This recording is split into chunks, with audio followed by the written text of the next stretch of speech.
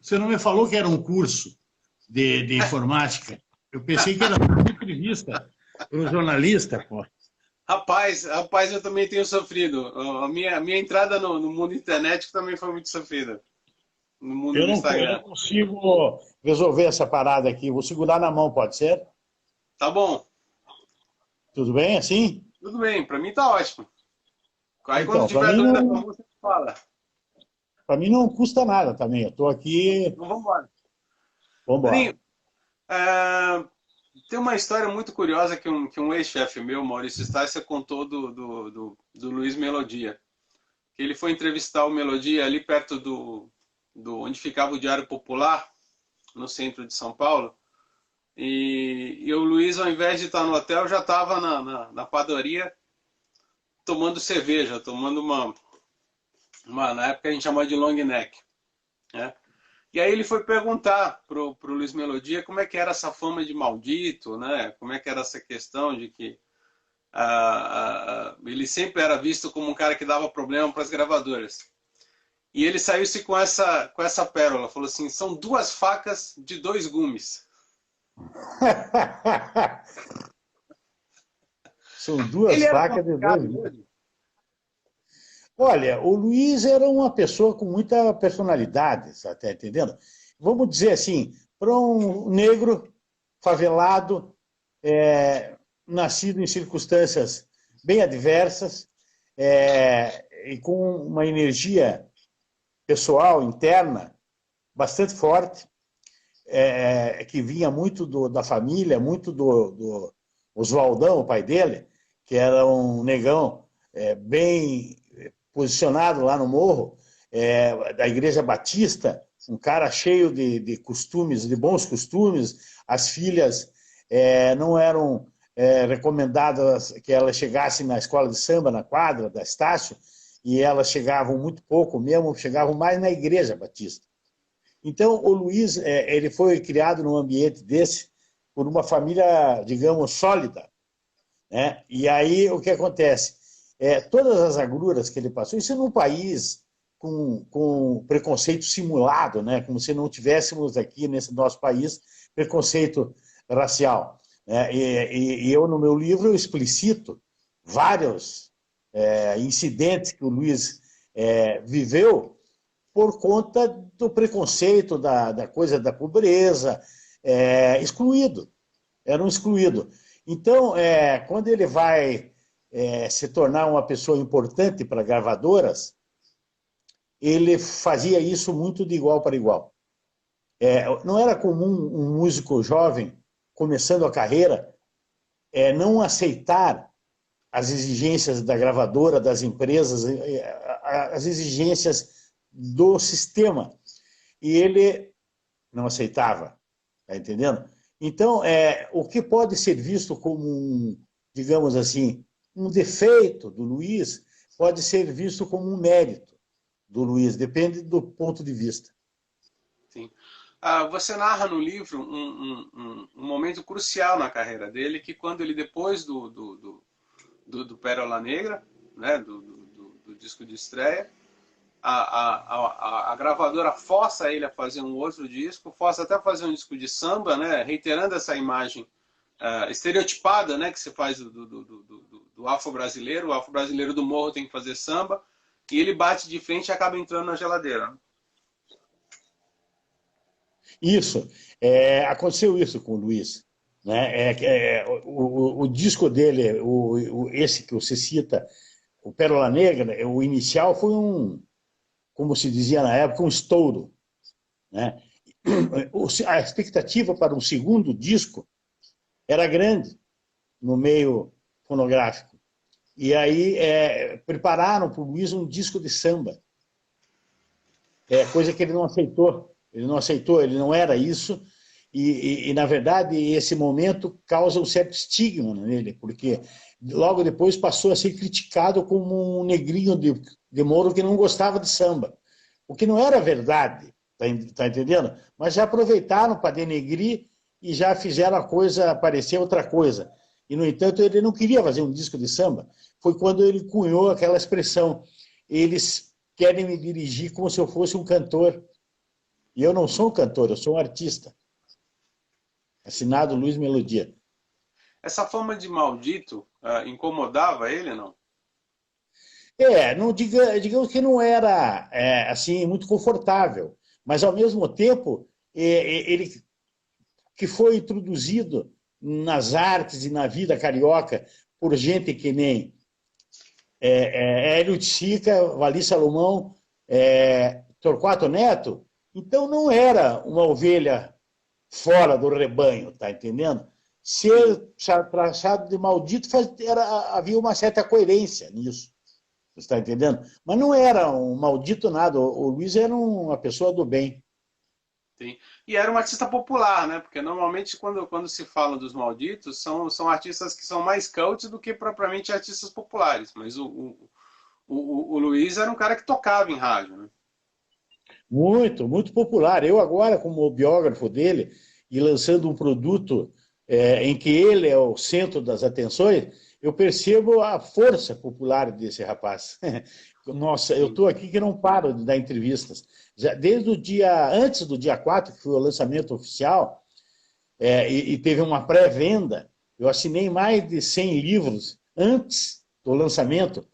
É uma demanda muito grande, que você há de considerar que é diferente de todos os livros que eu já fiz. É a 8ª biografia minha, mas nenhum personagem meu tinha essa característica de ser um ídolo popular. Sim. E é o que eu estou agora com prazer enfrentando.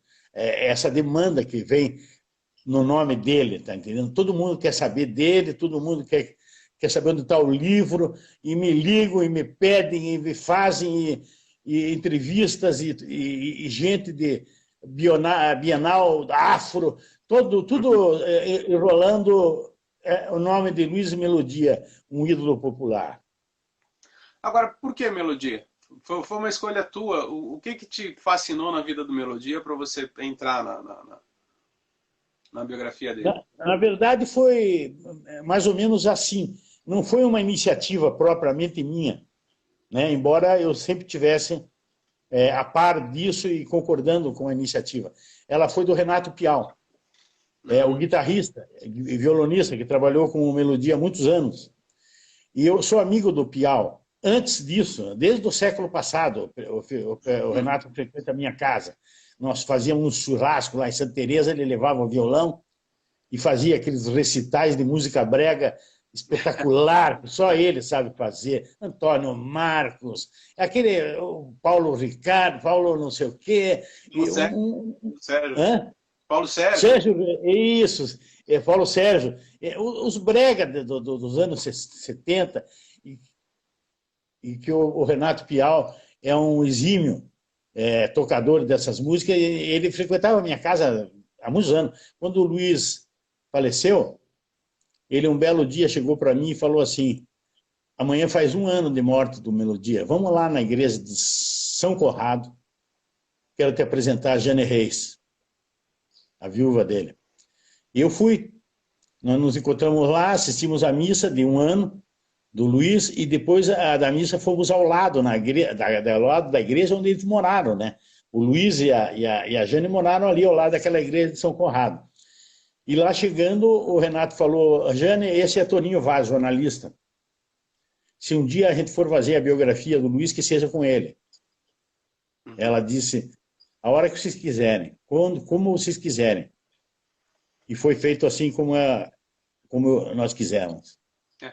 O amor da Jane pelo Luiz é muito bonito, né? Porque eu acho que fosse em outras condições, uma mulher não aguentaria ficar tanto tempo com uma pessoa tão inconstante como o Luiz, né? O que chamou a atenção no Luiz? Como é que você define esse amor entre os dois? Olha, isso eu defino como uma daquelas paixões que realmente são arrebatadoras na vida dos dois. Aliás, esse é um orgulho que eu tenho do meu livro, porque ele resgata essa página desconhecida na vida do Luiz Melodia. Os famosos 7 meses dele em Salvador, quando as gravadoras aqui no Rio e São Paulo clamavam pela volta dele, para ele entrar em estúdio para o 2º disco, para poder fazer shows pelo Brasil, e nada dele voltar. nada dele voltar. E eu me lembro, na época, eu era um repórter do setor cultural, eu era uma espécie de Sérgio Martins na minha aldeia curitibana, e eu acompanhava isso e dizia assim, ninguém sabia explicar o que houve com o Melodia. E foi quando se cunhou a expressão de artista difícil. Sim. Né? E aí o que aconteceu? Agora, no meu livro, eu fui pesquisar isso e descobri que foi isso. Ele encontrou a Jane Reis em Salvador, em 1977, e quando ele foi para ficar 10 dias e ficou 7 meses. Ele só voltou de lá quando ela concordou em casar e veio com ele. Ela voltou com ele para o Rio e foram morar em Santa Teresa. Então, eu me orgulho desse levantamento que eu fiz, encontrei amigos de ambos, testemunhas que viram o primeiro dia, o primeiro encontro, e paixão arrebatadora, meu. Paixão arrebatadora, e eu conheço isso. Eu fui contemplado por um tipo de relacionamento assim, e ela ficou com ele até o final. E você tem toda a razão. Ela tinha que só um sentimento dessa ordem podia fazer com que a Jane levasse com garbo essa missão de administrar o homem e o artista, coisa que ela fez na medida que se tornou empresária dele, né? Porque o que se vê no momento na carreira do Melodia é que ela está sempre a um ponto de deslanchar e acontece alguma coisa que joga ele para baixo de novo, né? É impressionante isso. Eu chamo isso no meu livro de altos e baixos do Luiz Melodia, né? Uhum. Na música e na vida pessoal. Agora, na música, teve outros episódios, além desse dos 7 meses em Salvador, teve a briga com o Roberto Menescal, Sim. Né? Teve a briga com o diretor da Globo no estúdio, numa gravação, que ele se recusou a participar do cenário e de toda a evolução que tinha sido programada para o clipe dele. Ou seja, ele foi vetado na Globo. Sim. Naqueles anos, você sabe bem, né? Sim. Um artista que entrava numa programação musical da Globo, ele estava com prestígio. Era venda garantida, né? E o cara que fosse deixado escanteado pela Globo podia dar adeus. Era melhor ir vender pastel que ia ter mais sorte, né? Foi mais ou menos o que aconteceu com ele. Mas isso é a fase baixa dele, altos e baixos. Aí, em seguida, ele sai desse purgatório aí com um tema de novela na Globo. Ele faz as pazes com a Globo e a música do Cazuza, né, o codinome Beija-Flor, acaba sendo o tema de uma novela, o que faz com que ele volte de novo às paradas de sucesso e shows pelo Brasil, e tudo lá em cima. E essa gangorra que você se refere aí, ela realmente existia. Temos 2 perguntas interessantes aqui. O Oscar Rocha te pergunta qual a principal dificuldade na produção do livro comparado com os outros que você produziu. E o Tom Cardoso, que é um grande escritor também, pergunta se a Jane pediu para ler o livro antes. Bom, vou começar pela última pergunta, porque eu gosto de repetir isso, já que eu sou um biógrafo censurado pela família do Paulo Leminski. Eu gosto de dizer, porque a Jane sequer leu os originais antes. Eu não sei nem se ela leu agora, até agora, porque ela sofre muito com essa história. Ao contrário de nós, que olhamos ali o nosso ídolo, o nosso considerado, o nosso amigo Luiz Melodia, vivendo e fazendo e acontecendo, para ela o desgaste é outro. Ela evita esse encontro, tá entendendo? Agora, o Marral, o filho deles, certamente está acompanhando tudo, mas ele já está tranquilo, ele sabe que tudo que eu fiz, com todo o risco, eu sempre corro, porque se tem uma coisa que eu não faço é tergiversar, sabe? Eu não fico... Eu sou conhecido como um cara que, olha, meu, eu estou dizendo, eu já sou censurado, eu estou sob censura, mas a Jane, ela me deu toda a liberdade, e isso não tem preço, cara. Jornalista que tem liberdade para escrever não tem preço. Pois é. O Júlio Maria teve essa liberdade quando ele fez a da Elis, né? Que os filhos falaram, escreve o que você tem que escrever, né? Quem fez isso? O Júlio Maria, na biografia da Elis, foi isso também. Ah, tá. Agora, e aí o Oscar te pergunta, qual a principal dificuldade do Melodia em relação aos outros? Olha, para ser bem sincero, eu não tive dificuldade, sabe? Pelo contrário, eu acho que já sendo a minha 8ª biografia, foi a que me foi mais fácil fazer. Considerando todos os aspectos, há de convir. O meu personagem não era bissexual, trissexual. Então, a polêmica não viria nunca por esse terreno movediço que é a sexualidade dos personagens de biografias. Tá? Não era isso. O Luiz, o quê? Ele usava droga? Há que ser... Tudo que eu sei e apurei está no livro. E não há escândalo. O que mata ele é o álcool. Mais uma vez. O que eu acho muito legal do teu livro é que você, em relação ao, por exemplo, ao do Zé Rodrigues, né? O Zé Rodrigues era quase um barão de Munchausen, né? Criava histórias e tal. E o Melodia era um cara real, assim, né? Assim, como você falou, ele era um cara de tramas reais, de problemas reais, né? Já o Zé era aquela coisa fantasiosa. Tá? É verdade. Eu gosto de... Sabe, Sérgio, eu gosto de todos os meus personagens, sinceramente, viu? Eu acho que escolho a dedo e colho frutos com isso, porque até o Solar da Fossa eu gosto. Sabe, que não é uma biografia clássica de uma pessoa, mas é uma história biográfica de várias pessoas que lá moraram, e eu acho um resgate inédito. Se eu não fizesse, quem eu faria? Né? E agora, você falou do Zé. O Zé Rodrigues é um tremendo personagem, né? Parece que eu criei aquele cara. Parece que eu estou inventando história, né? Aquela sacanagem dele e do cara lá, o Tico Terpins, aquilo que eles aprontavam. Parece que eu criei aquilo ali, parece esquete do Chico Anísio. Mas não é, cara.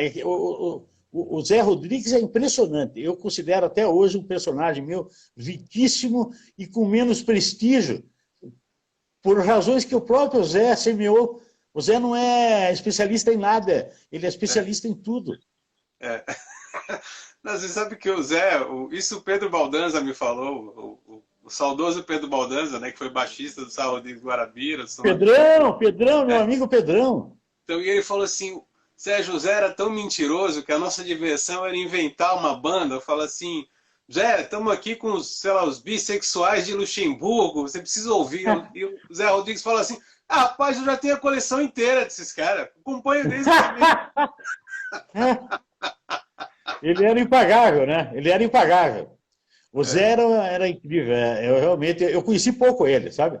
Eu tive uma vez na casa dele, em São Paulo, e passei uma tarde com ele, entrevistando ele para o Solar da Fossa, justamente para o livro do Solar da Fossa, já que Sá Rodrigues e Guarabira ensaiavam lá no Solar, né? O Guarabira é um morador famoso e o Sá também. O Zé não. O Zé não morava lá, ele era casado com a Frenética, com a Idira, e etc. Mas ele frequentava lá era o lugar de ensaios dele, né? Como o Chico Buarque, né? O Chico Buarque não morava lá, mas vivia lá, porque o MPB4 morava lá e ensaiava lá. E lá eles fizeram o arranjo de Roda Viva, o Chico e o MPB4, né? Agora, voltando ao Melodia, é curioso, por exemplo, quando ele inicia esse namoro com o movimento Black in Rio também, né? Que até a Ana Maria Baiana fala, né? Quando ele começa a trabalhar com essas pessoas, assim, né? Eu fui, vamos dizer assim, chamado a minha atenção no livro que eu teria cometido um pequeno descuido quando eu falei que a banda Black Rio nasceu de acompanhar, de trabalhar com melodia. O ritmo, a coisa musical, o elan musical da banda Black Rio. Bem, eu confio muito e gosto muito do posicionamento do Hildon. E o Hildon me chamou a atenção. Ele falou, fui eu, foi comigo, foi no meu disco. Foi no meu disco que eles se formaram enquanto banda Black Rio. E logo em seguida veio o Melodia. Só que o Melodia fez mais sucesso que eu, ele disse. Então ficou parecendo que era com melodia, mas foi com o meu disco. Com o meu disco que a banda Black Veil se criou. Bem, eu falo isso para você porque você é um especialista.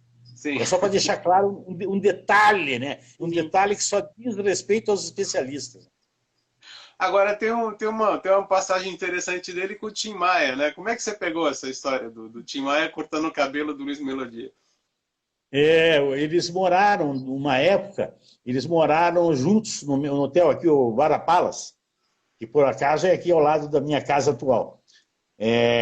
Eles moraram juntos, era uma coisa, o Tim era uma coisa, né? Eu não tenho nem palavras para descrever o que era o apartamento do Tim. Isso descrito para mim por duas pessoas que lá tiveram. Assim, restos da quentinha de 4 dias atrás continuavam em cima da mesa da cozinha. Era a casa dos novos baianos, naquela época do sítio. Tá entendendo? O Tim era isso.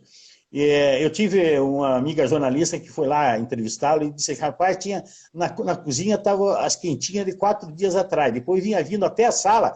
Na sala tinha a quentinha de ontem à noite e ele estava pedindo no telefone, mas que era uma loucura, né? E aí ele vai lá e chama o Luiz para cortar o cabelo e uma encrenca, porque eu entrevistei o barbeiro do Luiz, né? Eu entrevistei o cara que cortava o cabelo do Luiz. E ele disse para mim, olha, rapaz, ficou uma pelada na cabeça dele que eu não consegui, durante anos, resolver aquilo ali. Eu não sei o que ele fez ali. Parece que queimou. Agora, tem uma coisa curiosa, assim, que quando o Luiz Melodia morre, ele tinha feito as pazes com o sucesso, né? Sim, já estavam... O disco ao vivo fez um tremendo sucesso, né? O Buzerino é um belíssimo LP. Eu costumo dizer que ele chegou na maturidade, né? O casamento dele com a Jane se concretizou, não era uma coisa de passageira, porque o Luiz era muito volúvel, assim, ele era muito romântico, poeta romântico, conquistador, tá entendendo?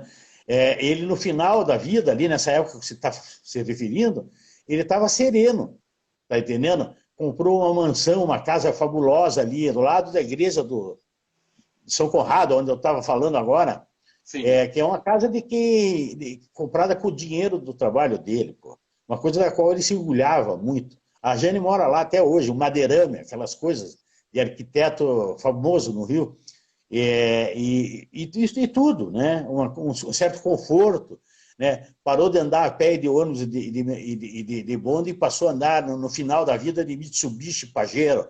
Ou seja, o cara conquistou coisas, e não era apegado a essa materialidade das coisas, tá entendendo? Isso era absolutamente indispensável, ter um carro grande que pudesse levar guitarras, violão, as crianças, ou seja, o Luiz morreu cumprindo a missão dele, né, nessa jornada que nós estamos falando, tá entendendo? Ele fez a coisa acontecer. Méritos. E foi muito importante também a parceria dele com o Liber Gadelha, né? Muito importante. O Liber é um cara sério, né? O Liber deu o primeiro e talvez único disco de ouro dele. Esse ao vivo que você fala aí, que foi feito no Teatro Rival, deu a ele um disco de ouro, ou seja, mais de 100 mil cópias vendidas. O que é uma coisa fabulosa para quem não procura exatamente o sucesso fácil, que era o caso dele. Então, o Liber, papel bastante importante na vida dele, e eu acho curioso que o Frejá fale disso também no meu livro. Eu fui entrevistar o Frejá, e o Frejá, do nada, assim, saiu dizendo, louve-se aí o papel do Liber na vida do Luiz, porque ele trouxe um alento, organizou um pouco a parte musical do Luiz, entende? Enfim, grande parceria dos dois. Fora que era um cara que gravou Melodia quando ninguém queria mais saber do Luiz Melodia, né? Exatamente isso. É disso que eu estou falando. O altos e baixos. Daí vem a Indie, gravadora Indie, do Liber, que assumiu essa tarefa, e o Liber cuidou disso. Ele fez gravações ao vivo realmente muito talentosas, tá entendendo? Muito bem aproveitadas, o resultado técnico maravilhoso, e deu ao Luiz simplesmente o disco de ouro dele. Sim. Outro ponto interessante do teu livro é justamente essa conexão dele com o Barão Vermelho, né? Seja através do Cazuza, que era um admirador, confesso, mas quando o Cazuza se vai, tanto para a carreira solo quando acaba morrendo, o Melodia acaba sendo um belíssimo parceiro do Roberto Frejá, né? É, bastante mesmo. Fizeram um blues de parceria gravado, eram amigos, tomavam cerveja. O Frejá não era de beber, embora né, lá no Baixo Leblon, na época áurea do Baixo Leblon, o Luiz bebia com o Cazuza. Era famosa essa dupla, porque eles eram infernais. Aí o Frejá estava por perto, sempre tomando suco de laranja. E não sou eu que falo isso, é o próprio Frejá. Então, ele manteve essa amizade depois que o Cazuza partiu e ficaram amigos até o final. O Frejá é muito consciencioso dessa parceria e dessa amizade. E a relação dele com Caetano? Porque você narra no livro também uma participação do Melodia que não houve, né? Ele foi substituído por um ator branco pintado de cara preta. Mas eu lembro que no show do... acho que era no show dos Noites do Norte, se eu não me engano, do Caetano, que ele cantava a Magrelinha do Melodia, né? Uhum. É a famosa versão dele de Magrelinha, né? Então, ele teve essa relação com o Caetano, ele não gostou do clipe do Caetano usar um ator no lugar dele. Claro, né? Quem queria gostar? Não foi certamente uma decisão do Caetano, é uma decisão da produção do clipe. Mas é isso que eu falava agora há pouco. É esse tipo de situação que o Luiz não aceitava. Sim. Ninguém ia dizer para ele que tal coisa vai acontecer assim se ele não gostasse. Tá entendendo? Então ele cobrou do Caetano, não cobrou da direção da Globo. Ele cobrou do Caetano. Uma entrevista à Folha, não é isso? Que ele se refere a isso. Ele diz, pô, Caetano, ele fala diretamente com o Caetano, pô, Caetano, sabe que eu não gostei daquilo? Tal. Agora, é claro, ele, ao mesmo tempo que isso ele fez e disse, ao mesmo tempo ele cansou de dizer, quando lhe perguntavam quem é o cantor mais importante, o músico mais importante no Brasil, ele dizia primeiro o Caetano, depois eu. Olha, a Miriam Caran antecipa um assunto que eu já ia te perguntar. Como é que está a questão do livro do Paulo Leminski? Miriam Caran, minha querida Miriam Caran, 2 beijos nas bochechas. A questão da biografia do Paulo Leminski ela está sob censura da família. Aí qualquer pessoa mais ou menos informada vai dizer, mas não há mais censura. O Supremo Tribunal STF acabou com esse negócio. E aí você vai lá, mas 2 editoras técnicas, profissionais do mercado brasileiro, editorial, ligaram para as herdeiras do Leminski e tentando reeditar a obra. E as 2 editoras receberam a mesma resposta. Ele pode publicar o texto dele, da biografia, porque não se pode censurar, mas não vai usar nenhum poema do Paulo Leminski, porque nós não autorizamos. Como é que eu posso publicar a biografia de um poeta e não publicar nenhum poema dele? Porque é difícil. Eu fui trancado, eu fui obstruído, tá entendendo? E aí você vai dizer, não, mas qualquer editora ganharia isso na justiça. Se entrar na justiça, ganha, porque há uma lei que permite o uso da amostra da obra do personagem principal numa quantidade, não sei tecnicamente qual é, mas aí eu te pergunto, qual é a editora que antes de editar um livro vai ter que contratar um advogado? Nenhuma editora vai querer comprar essa briga. Esse é o grande problema. Ninguém. Eu estou há 7 anos fora de catálogo, com o livro esgotado na 3ª edição, indo para a 4ª edição. E aí a única maneira de solucionar isso é que as herdeiras do Leminski venham de público e declarem que a obra está livre de censura, está livre de cerceamento. Aí eu acho que alguma editora há de se interessar pela 4ª edição da obra O Bandido que Sabia Latim. Agora, é louco, né? Porque é uma parte importante da cultura nacional que acaba se perdendo por causa dos herdeiros não concordarem, né? Isso eu chamo de crime hediondo. Partindo de um escritor, de uma escritora, como é o caso da herdeira da viúva do Leminski, partindo dela, eu considero crime hediondo censurar um livro. O livro nunca me deu dinheiro. E deu muito mais prazer aos meus leitores do que dinheiro para mim. Não é isso. O que está em jogo não é isso. Eu tenho, não vou falar disso porque eu não tenho nem palavras para isso. As pessoas que me perguntam, quero comprar a biografia do Leminski, o que está acontecendo com ela? Em inbox, nas redes sociais, eu recebo toda semana alguém querendo, agora que eu estou lançando um livro, as pessoas dizem, cadê a biografia do Leminski, que eu não acho em lugar nenhum? Rapaz, não sou eu, eu sou apenas o agente, o mensageiro dessa coisa. Quem está reclamando do Leminski são os leitores dele. Agora, de volta ao Melodia, o Tom perguntou se a Jane leu, mas quando você começou a fazer a biografia, houve alguma recomendação? Falou, olha, não toca nesse assunto, ou não vai para cá, ou falou, escreve o que você apurar. Não, ela adotou a minha própria definição para isso que você está querendo uma resposta. Eu vou te dizer, eu disse para ela, Jane, eu prometo manter o equilíbrio. Eu não prometi nada. Eu não vou dizer que ele não usava droga, não vou dizer que ele não sei, eu não vou de início, não vou negar nada, só vou dizer o seguinte, vou atrás do equilíbrio. E eu acho que isso eu consegui. Tá. Tem uma questão muito dolorosa que você aborda, que é justamente o filho, né? Que ele só foi ver o primeiro filho quando a criança tinha 2 anos de idade, né? O Irã.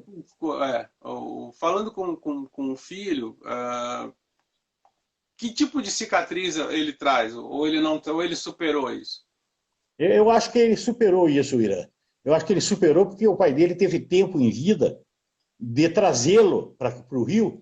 E, por exemplo, nessas conturbadas tardes do hotel aqui, que ele morava junto com o Tim, o garoto vinha e ficava nesse hotel. O Irã e o Mahal passavam as tardes na casa do Luiz, na casa do Tim. O Tim ficava lá, não fazendo nada. O Luiz tinha uma coisa, a Jane, na casa do Tim Maia, os meninos disseram para mim assim, ele dava uma grana preta, R$100 para comprar sorvete. E depois, quando subia de volta, ele botava um filme pornô. Ai, eu aguento. Não, eu achei o máximo você falando que ele entupia as crianças com leite condensado, né? Não. Isso, uma lata na mão de cada uma. Uma lata de leite condensado na mão de cada um e filme à tarde na TV. O Melodia, você só falou com Melodia na época quando você fez o livro sobre o Torquato, né? Isso. Eu vi o Melodia antes disso, quando eu cheguei no Rio, né? Coincidentemente, ele estava na janela de uma casa, eu ia morar atrás da casa, lá em Santa Teresa. E aí, a minha amiga era amiga dele. E da Jane. Então, eu estava indo ali em cima, na Rua do Bonde, ali, acho que é o Mirante Alexandrino, e fui pegar o bonde, e a minha amiga disse assim, olha ali, aquele ali é a Jane, mulher, olha o Melodia ali na janela, ali, ó. Aí o Melodia fez assim com a mão, oi, tudo bom? Eu falei, tudo bem e tal. Isso, foi só isso. Aí depois, assim, em 2003, no palco do Canecão, eu fiquei mais de meia hora entrevistando ele com o meu gravadorzinho sobre o Torquato Neto. Mas assim mesmo, a minha relação com ele era bem episódica e tudo aconteceu por causa do Renato Pial mesmo. Sim. E o Torquato Neto é o cara que lança o Melodia, né, de uma certa forma. Eu costumo dizer que a pirâmide tinha lá no ápice o Hélio de Sica. A primeira pessoa a se impressionar com a Melodia foi o Hélio de Sica. Como ele estava afastado, ele não era jornalista, ele era o Hélio de Sica, artista. Então ele passou para o Torquato e para o Ali, que estavam com a mão na massa, né? O Ali produzindo show, disco da Gal, o Torquato se preparando para ir para o exílio com o próprio Itzica, mas antes de saírem, eles fazem o Luiz Melodia acontecer. Botaram o Luiz Melodia na roda qualificada de poetas da Zona Sul, Duda Machado, as filhas do Vinícius de Moraes, o Vali Salomão e o irmão dele, o Jorge Salomão, que foi amigo de todos, da turma também, e vários outros que estavam por perto, né? Eu entrevistei toda essa turma. Sim. Agora, você fala do Melodia, dessa questão de não ser conhecido só como um sambista, ou não ter essa... não cair nesse clichê, né, do sambista do morro. A impressão que eu tenho é que o Melodia ele fez tudo, né? Ele é praticamente inclassificável, né, na música brasileira. Eu já ouvi muitas pessoas gabaritadas classificá-lo assim, como inclassificável, porque ele fazia de tudo, o ritmo era com ele. Começa com as baladinhas da Jovem Guarda, aquelas versões do Renato Seus Burqueps, Fever, que ele dominava aquilo ali, foi o primeiro, vamos dizer assim, a primeira vocação dele foi repetir a Jovem Guarda, né? Aí quando ele adquire personalidade, muito cedo, né? Porque as primeiras músicas dele a fazerem sucesso, ele tinha 19, 20 anos. É muito cedo. Ele se desliga disso tudo e adquire uma cor própria, né? Eu acho que se resume bem isso aí dele, tá entendendo? Eu acho bem isso mesmo. E você tem aquele disco do... Agora está me falhando a memória, mas isso que ele grava pela Universal, que tem a regravação de Codinome Beija-Flor, você tem, desde Codinome Beija-Flor, você tem o reggae, que é o Cara a Cara, que o Cidade Negra participa, e você tem uma belíssima gravação de Mistério do Planeta, né? Dos Novos Baianos. É verdade. Ele era bem relacionado com esse... Eu considero, assim, o que impediu o Luiz de ser uma coisa que todo mundo esperava que ele fosse, quer dizer, um sucesso mais estrondoso, sem percalços, isso não aconteceu e não há que se lamentar, entende? As exigências que ele fazia eram exigências de quem tinha uma personalidade a preservar, tá entendendo? Eu digo sempre, aquilo que fez ele brigar lá no início, com o repertório de samba recusado, eram coisas que um músico iniciante como ele nunca se recusava a fazer, sempre aceitava o que a gravadora quisesse fazer. E ele não. Realmente ele era diferenciado nesse sentido.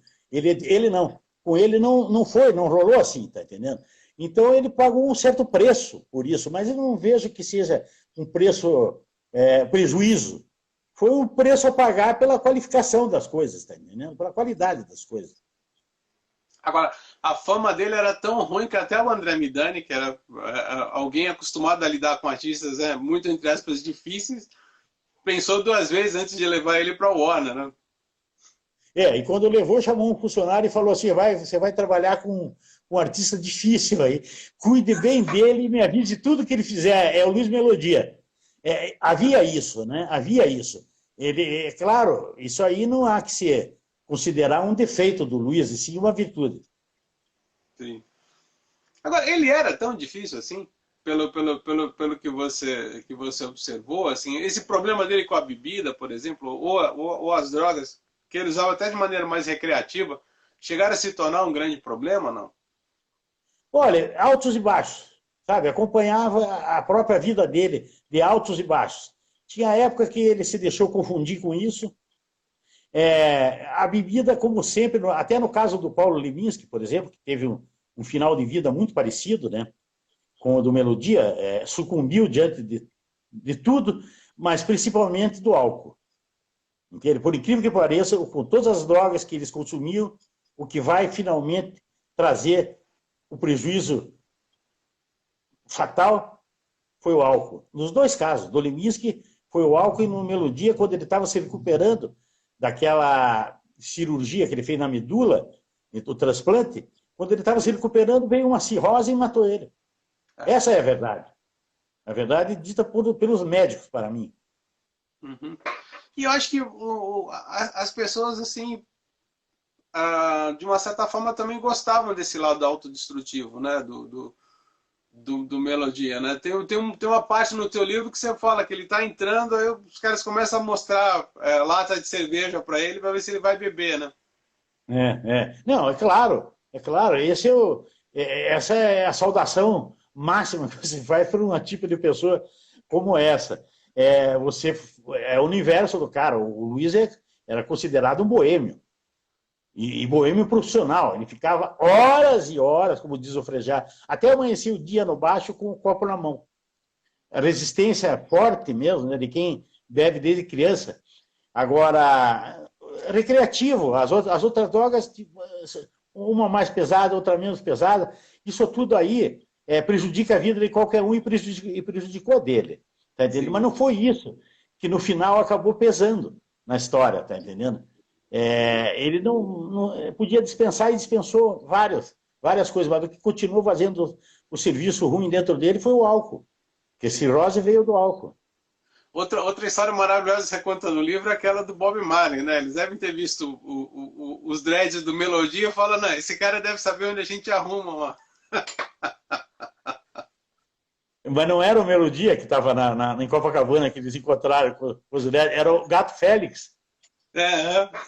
Era o secreto dos Novos Baianos, né? Foi assim que o Bob Marley e o baixista dele, que eu esqueço o nome. O Aston Family Man. Como? Aston Family Man. E apareceram lá no campo do Chico Buarque para fazer uma pelada com o Paulo César Caju, que era amigo do Gato Félix, que foi quem levou mesmo, né, com todos aqueles dreads no cabelo ali, dele, do baixista dele, eles estavam hospedados no Copacabana Palace. Chique. Você sabe que você fala no livro, né? Você fala de um local que fechou recentemente e que se aquelas paredes e aquelas mesas contassem história, ia ser fantástico, né? Que é o hipódromo, né? Todo mundo bebia lá, o Melodia passou a beber lá, depois o Alceu bebia, né? O hipódromo, quer dizer, o Baixo Gávea acaba herdando a movimentação criada no Baixo Leblon. O Baixo Leblon vai se esvaziando um pouco e aparece o Baixo Gávea, com o hipódromo, o bar favorito de todos, e que você bem cita aí, acabou de fechar, encerrou as atividades. Um bar histórico para a boemia jovem carioca. Claro, eu era frequentador. Em todos esses dois baixos aí, eu era o cara de copo na mão. Agora, todo mundo da minha geração, todo mundo estava lá. Só não estava lá o que estava fazendo em casa. Era um movimento global, jovem global do Rio de Janeiro.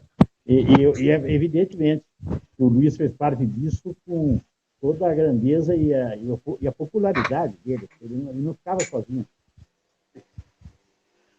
Agora, Toninho, você é um biógrafo muito rápido. Depois Melodia, quem? Pois olha, eu ainda não tenho me ocupado com isso, porque eu estou ainda no lançamento do Melodia.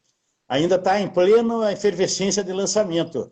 Eu estou aqui falando para o Sérgio Martins sobre o livro, e ontem foram duas, hoje de manhã tive uma entrevista, ontem duas, todo dia uma, duas, três, Rio, Bahia, Salvador, Belo Horizonte, Brasília.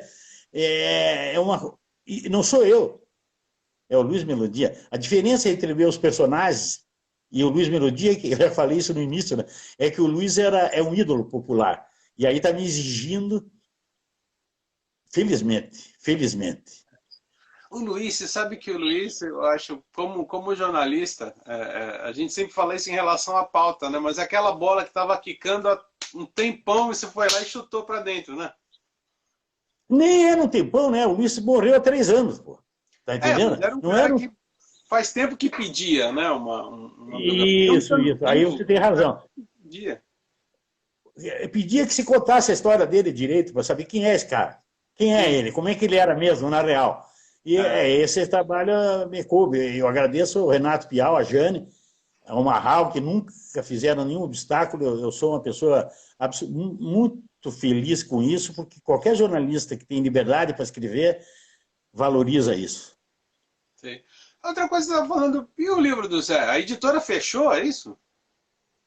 Quer dizer, a editora, na verdade, ela estava já com dificuldades antes da pandemia, porque foi uma história, essa edição do Zé é uma história difícil de explicar, porque quem editou realmente foi uma agência de publicidade de Brasília.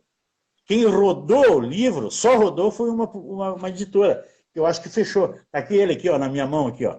Olha a cara do Zé aí. Fala, Zé Rodrigues. Alô, como é? A Júlia Rodrigues. Alô, Clã Rodrigues. Um beijo para vocês. Um beijo. O Zé é grande personagem meu, eu adoro ele. Sim. A Ju Piazeta pergunta se você pensa também fazer um documentário sobre melodia. Porque o Zé ganhou um documentário, né? Ah, sim. Tá bom. A Ju é outra querida amiga. Então, o livro do Melodia está saindo agora, mas ele é tão, como que eu vou dizer assim, ele é tão cercado de sucesso que eu tenho convites de muito antes do lançamento do livro, entende? Sim. E já está encaminhado um documentário, como está encaminhado um musical de teatro, de palco, como foi o Tim Maia, como foi aquele do Tim Maia. Desse, eu não posso falar muito ainda é prematuro, mas já tem gente que tem os meus direitos. E o documentário, duas produtoras se associaram para fazer um documentário. Estamos, justamente agora que eu estou falando com você aqui, nas tratativas, eu devo assinar o contrato amanhã, posto que as minutas do contrato que me chegaram hoje, já na sua terceira ou quarta versão, está totalmente aprovada pelas partes, por mim, pela minha advogada e pelas produtoras. Então, Ju, vem aí, sim, um documentário sobre Luiz Melodia. Está sendo encaminhado com a vagareza que a pandemia exige. Agora, de todas as histórias do Zé e do Melodia, me conta qual a tua predileta do Zé e qual a tua predileta do Luiz? Rapaz, pois a minha predileta do Zé não é uma história, é um aspecto, uma faceta dele. O Zé é escritor da trilogia da maçonaria. Sim. Eu li aqueles livros e estou até agora de queixo caído. Eu estou até agora estupefato. Se você nunca fez isso, leia o primeiro tomo daqueles. Você vai ver a grandeza do escritor Zé Rodrigues. As sacanagens que ele e o Tico Teps faziam são hilárias. São hilárias. Aquela que ele fez em Roma com o locutor esportivo, que eles convidaram para jantar num restaurante em Roma, na Plaza, não sei o quê, e o cara foi com 4, 5 amigos e eles nunca apareceram e o cara teve que pagar a conta, a despesa do restaurante. Aquela história é uma coisa inacreditável, que 2 elementos casados, pais de crianças, maridos de mulheres sérias, façam aquele tipo de papagaiada. Mas eles faziam. E isso é hilariante na história do Zé e do meu livro. E a do Melodia? Pô, a do Melodia o que eu posso... Assim, o que mais destaca no Melodia é a natureza dele como artista. Ele não gostava de ser visto como cantor, ele queria ser visto como artista. Então, você veja, eu não sou músico. Eu não tenho muita qualificação para falar de música. Eu sou um escritor, eu tenho qualificação para falar de letras do Luiz Melodia. Me atrevo a considerar, analisar letras do Luiz Melodia, mas música não. Então eu fui ouvir os músicos que trabalharam com ele, que tem renome aí, que tem, vamos dizer, todo o gabarito para me responder. E esses caras foram Jardim Macalé, Arnaldo Brandão, Liber Gadelha, Roberto Frejá, Martinalha, e devo estar esquecendo alguém, tá entendendo? Mas, de qualquer maneira, foi para essas pessoas que eu fiz a pergunta: o que é que musicalmente mais te chamava atenção no Luiz Melodia? E são esses caras no meu livro que opinam. Eu opino nada, porque eu não sei tratar com um assunto que eu não domino. Eu falo das letras, e como letrista, o Luiz era impressionante. Eu aproximei ele de Manuel de Barros, né? Que era o poeta naíve, um poeta espontâneo, como dizia o Milor, né? O apogeu, o poeta que cantava o apogeu do chão. Quer dizer, o Manuel de Barros olhava o chão e fazia poesia com o que estava vendo. O Luiz era mais ou menos isso. O Luiz pegava o violão, como diz o Jorge Salomão. Ele chegou no ambiente, isso no início da carreira dele, sem gravar nenhum disco ainda. Ele chegou no ambiente, que era a casa da filha do Vinícius, com um violão com uma corda só. Uhum. E começou a tocar aquilo sem pestanejar. E o que nós víamos era escandalosamente o talento dele. Quer dizer, o cara impressionou porque era impressionante, tá entendendo? Isso não é qualquer músico que faz isso. Isso é um cara dotado, tá entendendo? É por isso que ele não era um músico, ele era um artista. Toninho, queria agradecer muito pela entrevista. Amei o livro. Eu acho fantástico, né, que você está contando, né, a história da música brasileira que é tão esquecida, né, tão deturpada. Eu acho muito legal ter um cara como você para colocar os devidos pingos nos is.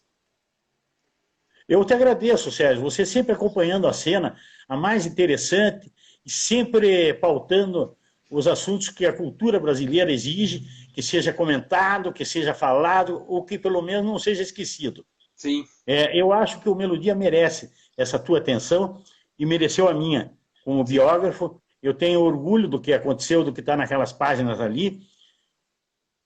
Beleza, eu costumo dizer Atlético. Eu sou Atlético Paranaense, é que eu sou Atlético Paranaense. Vocês vão perder hoje, hein? Você é palmeirense, você é porco, meu. Ih, cara, ainda bem que a entrevista está acabando agora. Se você me permite, eu queria dedicar essa entrevista a Renata Megali, que fez um trabalho exemplar na divulgação do livro e é uma das pessoas mais incríveis que eu conheço. E que isso, eu concordo com você, ao mesmo tempo estou vendo aqui aparecendo vários amigos e amigas minhas aqui que estão nos vendo e ouvindo. Abraço todos, não posso nominar um por um, porque eu estou, na verdade, dando um papo aqui para o Sérgio e só vejo de vez em quando os nomezinhos aparecendo ali, ó. Papapá, tudo amigo meu, ó. Papapá, barato. Gostei, Sérgio, obrigado, eu que te agradeço. Obrigado, Toninho, até a próxima.